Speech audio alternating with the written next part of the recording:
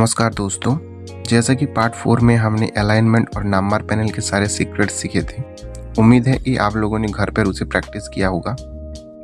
आज हम home section को फाइनली ख़त्म करेंगे स्टाइल्स और सेल्स ऑप्शन के साथ। तो आज का क्लास बहुत ही इम्पोर्टेंट है क्योंकि आज हम सीखेंगे कि कैसे एक प्रोफेशनल शीट की स्ट्रक्चर सेट किया जाता है। फ्रेंड्स, सबसे पहले आते हैं स्टाइल पर। जैसे कि आप देख सकते हैं स्टाइल्स के अंदर सबसे पहला जो ऑप्शन आता है उसे कहते हैं फॉर्मेट एज टेबल। ये एक बहुत बड़ा ऑप्शन है, लेकिन आज हम इस पर टाइम वेस्ट नहीं करेंगे क्योंकि इसे हम इंसर्ट मेनू के अंदर डिटेल्स में समझेंगे। उसके बाद आता है एक कार्ड्स व्यू। इसे क्लिक करते ही आपका डेटा जो है एक सुंदर कार्ड फॉर्मेट में दिखेगा। इसे मोबाइल में किसी भी डेटा को रीड करने का सबसे कूल और आसान तरीका होता है, लेकिन क्योंकि हमारे पास अभी कोई टेबल या फिर चार्ट नहीं है तो हम इसे इस्तेमाल नहीं कर सकते हैं। अभी बात करते हैं सबसे मेन चीज सेल्स के बारे में। तो सेल्स के अंदर आपको सबसे पहले जो ऑप्शन मिलता है उसे कहते हैं इंसर्ट एंड डिलीट। उसके बाद आता है फॉर्मेट सेल साइज, उसके बाद आता है क्लियर। तो हम एक एक करके सारे चीज़ों के बारे में डिटेल्स में जानेंगे। तो सबसे पहले स्टार्ट करते हैं इंसर्ट एंड डिलीट।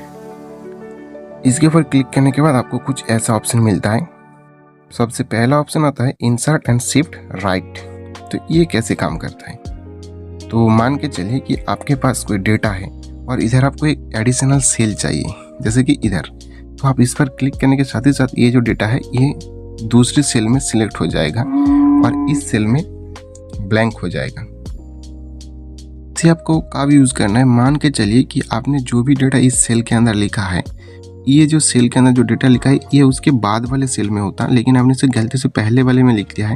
तो आप इस ऑप्शन का यूज करके इसे राइट साइड में शिफ्ट कर सकते हैं और इस सेल में अपना जो नया डेटा है उसे एंट्री कर सकते हैं।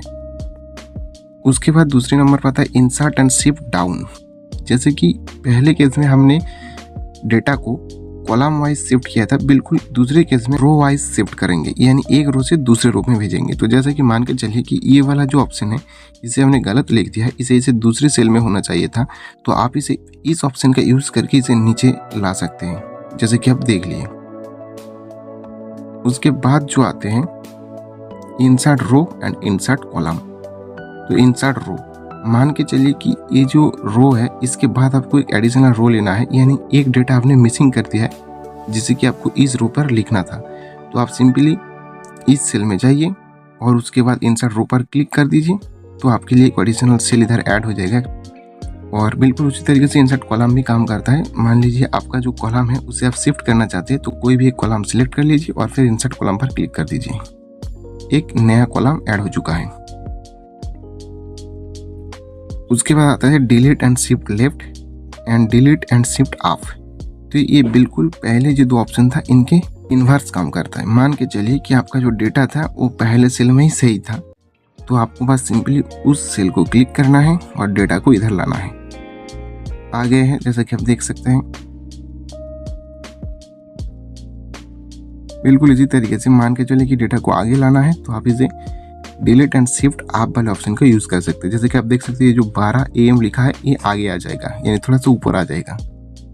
देख रहे हैं?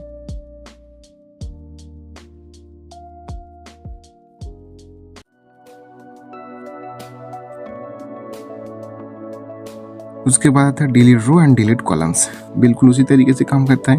मान के चलिए आपको ये वाला जो रो है इसे डिलीट करना है, डिलीट रो कर सकते हैं, रो डिलीट हो चुका है।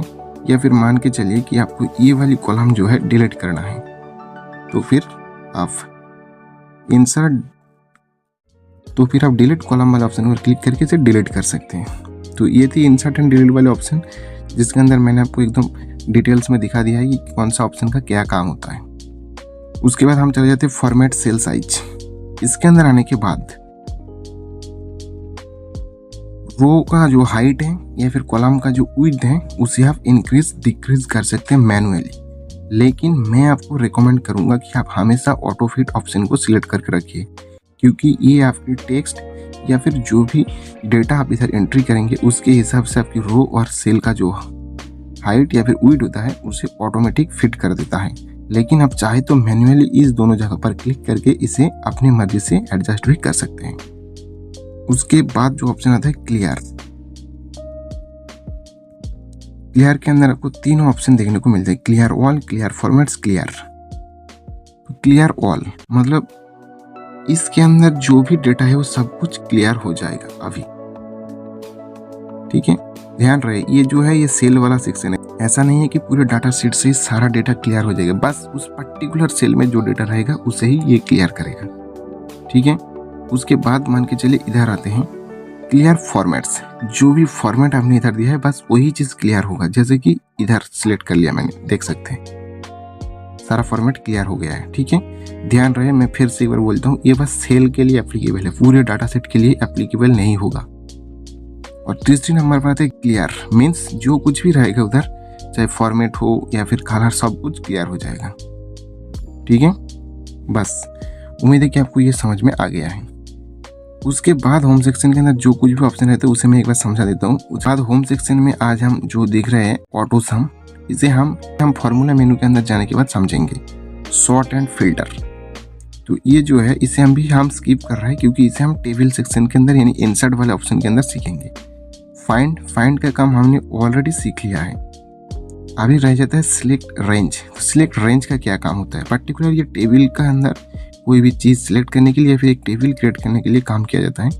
सिलेक्ट रेंज का मतलब होता है कि आपको मैन्युअली किसी भी एरिया को सिलेक्ट करना नहीं पड़ेगा। इस तरीके से आपको बस ये वाला सेल सिलेक्ट है, आप सिलेक्ट रेंज कीजिए और फिर जिस भी एरिया से आपको अपना रेंज को सिलेक्ट करना है आप उसे इधर एंटर कर दीजिए। सबसे पहले एक सेल का एड्रेस दीजिए और फिर ये वाला सिंबल दीजिए जिसे कहते हैं इस टू, और फिर दूसरे सेल का एड्रेस दे दीजिए। जैसे कि मैं दे देता हूँ C6।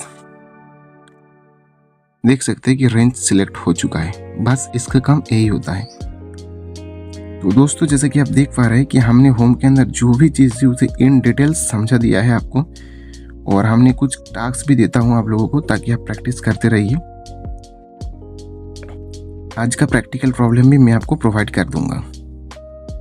तो दोस्तों आज हमारा होम सेक्शन बिल्कुल कंप्लीट हो चुका, लेकिन पार्ट 6 से हम स्टार्ट करेंगे इंसर्ट मेनू को, जहां से हम सीखेंगे टेबल, पिक्चर्स और चार्ट्स को किस तरीके से आप इस जो एक्सेल है इसके अंदर ऐड कर सकते हैं। तो मिलते हैं नेक्स्ट वीडियो में। वीडियो को पूरा देखने के लिए थैंक यू।